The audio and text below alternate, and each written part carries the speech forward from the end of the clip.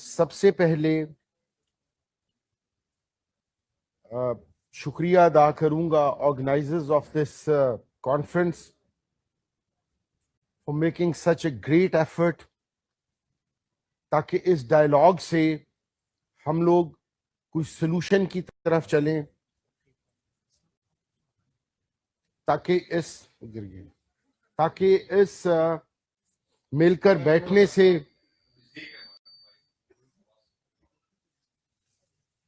ताकि जो हम सब सीनियर्स यहां बैठे हैं,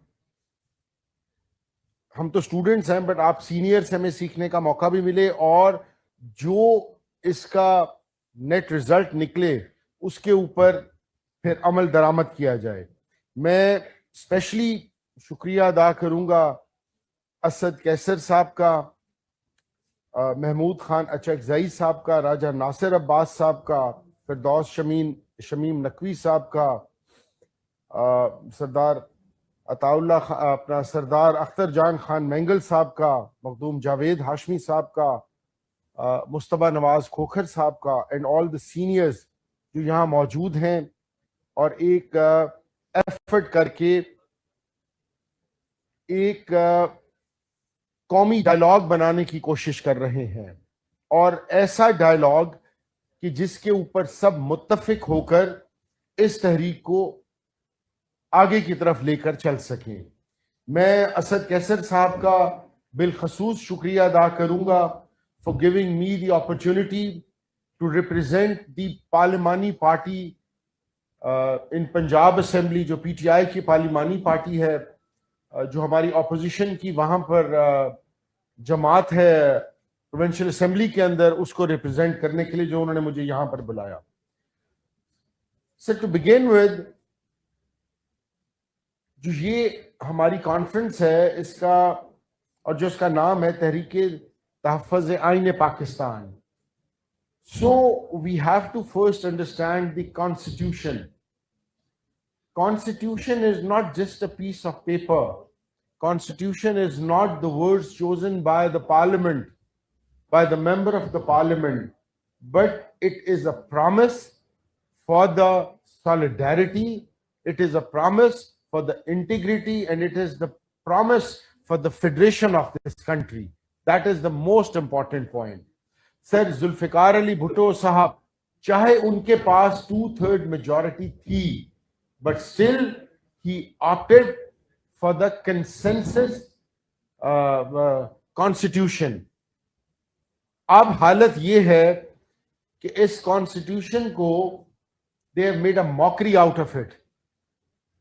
सर 26वीं तरमीम, 27वीं तरमीम, 28वीं तरमीम, धौंस के ऊपर, जबर के ऊपर, फस्तायत के ऊपर मेंबर पार्लियामेंट्स को मजबूर करना कि वो इस पर्सन स्पेसिफिक और पर्सन सेंटर्ड जो है इस कॉन्स्टिट्यूशन को वो मंजूर कराएं।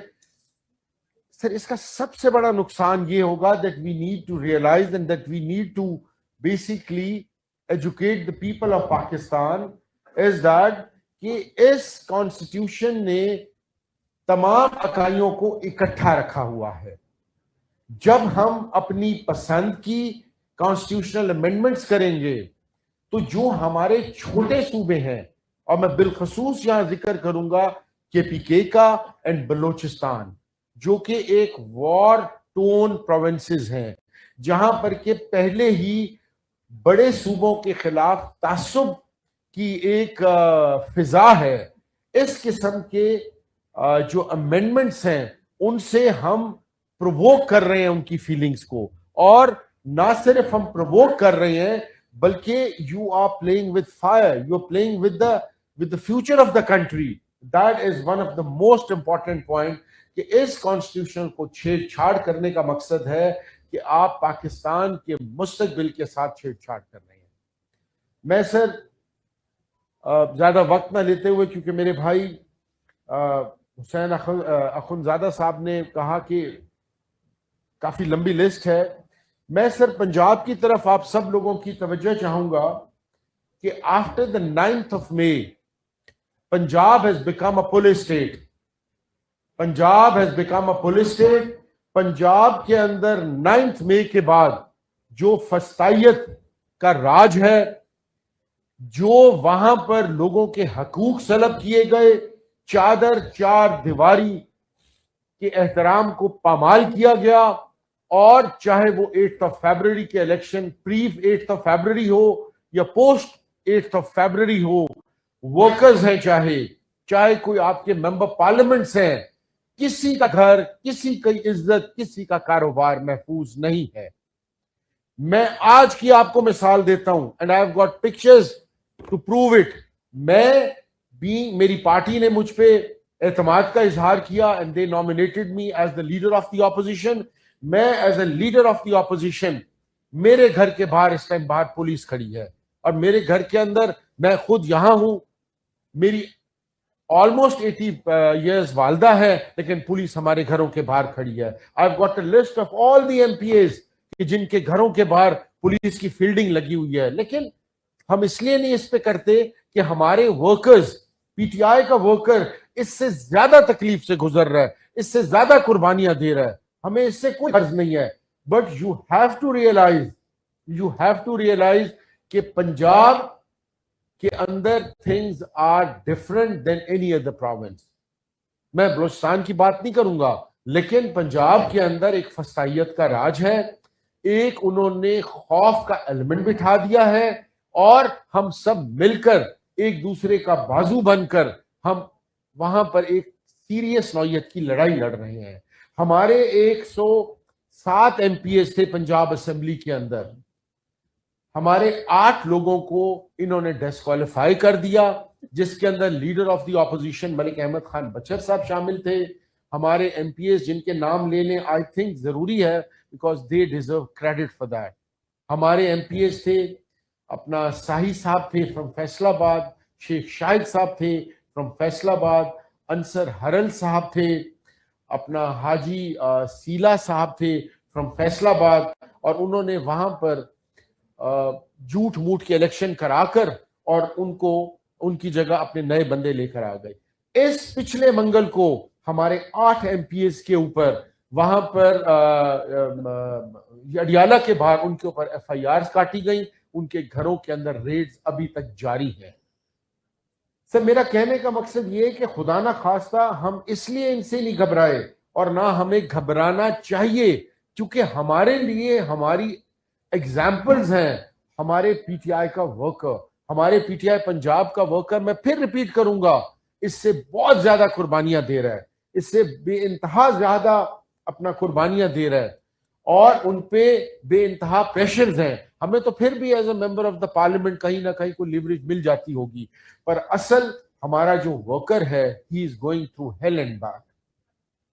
मैं सर यहां ये कहूंगा कि starting from the 4th of August, जब आप लोगों ने तहरीक की कॉल दी थी, and since then I have been leading the MPs in Punjab assembly, there has not been a single event, चाहे वो इस्लामाबाद हाई कोर्ट हो, चाहे वो सुप्रीम कोर्ट के अंदर हमारी हाजिरी हो, हमारी प्रेजेंस हो, चाहे लाहौर हाई कोर्ट हो, चाहे अडियाला हो, we are there behind you. हम आपके साथ हैं। आप जो भी फैसला करेंगे कंसेंसस के साथ, we would follow that and we would fight tooth and nail for the rights of our workers. हमारी जो लीडरशिप है, इमरान खान साहब हैं, उनकी अहलियां हैं, उनकी बहनें हैं, हमारे कोट लखपत के अंदर असीरान हैं, बेगम यास्मीन राशिद साहिबा हैं, उमर सरफराज चीमा साहब हैं, शाह महमूद कुरैशी साहब हैं, अपना महमूद और रशीद साहब हैं, सेनेटर चौधरी इजाज साहब हैं, और हजारों वर्कर्स जो मुख्तलिफ कैदों में हैं। हम उनकी आवाज बनेंगे। और मैंने अपना असद कैसर साहब को, is very senior and is very kind, कि ही इज ऑलवेज देयर। हमारे चेयरमैन गौहर खान साहब भी मौजूद हैं, दे बोथ, और नकवी साहब, they have always been there for every time and every occasion. जब हमने इनको कॉल की, हमने इनको अपने हालात बताए, और मैं हर इवेंट इनको अपडेट करता रहता हूं, और मैंने इनको हमेशा ये कहा कि हम आपको इनवाइट करेंगे, आप सब आए, आपके आने से हमारी भी हौसला अफजाई होगी, एंड वेरी सून मैं असद कैसर साहब से और गौहर खान साहब से प्लान बना के, सेक्रेटरी जनरल राजा अपना सलमान अकरम राजा साहब से प्लान करके नेक्स्ट हमारा जो भी सेशन होगा, आई वुड रिक्वेस्ट कि आप चाहे तहरीके तहफ़्फ़ुज़ ऐन पाकिस्तान की सीनियर लीडरशिप है, इनको भी हम इनवाइट करेंगे वहां पर। इस फ्राइडे को हमें बताया गया है कि चीफ मिनिस्टर केपी के आ रहे हैं Lahore, we have invited them to the assembly. मैं सिर्फ आखिर में यही कहूंगा कि वट एवर आपकी विजडम डिसाइड करे, बिकॉज तजर्बा बहुत मैटर करता है। आप सारे बहुत सीनियर लोग हैं, you have seen the highs and lows in politics of this country. आप लोग जो डिसाइड करेंगे हम उस पे मनो अमल करेंगे। और हमारे एमपीएस, जैसे मैंने पहले कहा कि उन्होंने कोई इवेंट मिस नहीं किया और उन्होंने फ्रंट से लीड किया है, एंड आई प्रॉमिस यू कि हम उस तहरीक के अंदर आपका हरावल दस्ता साबित होंगे। Once again thank you very much for all the leadership of this conference for inviting us. Thank you very much.